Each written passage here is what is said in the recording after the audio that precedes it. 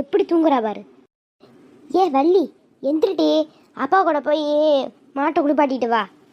போமா, அப்பாவே போய் மாட்டை குளிப்பாட்டிட்டோம். நான் என்ன கொஞ்சம் நேரம் தூங்கிட்டு வரேன்.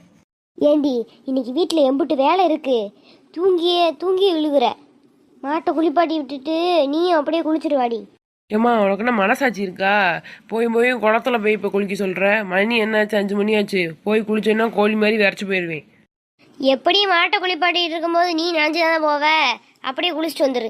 அப்போ நானும் மாடு ஒன்று, அப்படித்தானே? அப்படித்தானே சொல்ல வர? எங்க அப்பா? அவர் மாட்டை ஊத்துக்கிட்டு இருக்காரு, போ நிம்மதியாக கிளம்பி. நெட்டவெளி கருப்பன் நீ ஊத்துட்டு போடி, அது அப்பாவை முட்டிடும். நீயே அதை ஊத்துட்டு போய் குளிப்பாட்டி கொண்டு வந்து விடு. சரிம்மா. சரி, மாட்டை தேய்ச்சி குளிப்பாட்டுறதுக்கு தேங்காய் எண்ணெய் இருக்கு, எடுத்துட்டு போக. கீழே தாண்டி இருக்கு, எடுத்துட்டு போ.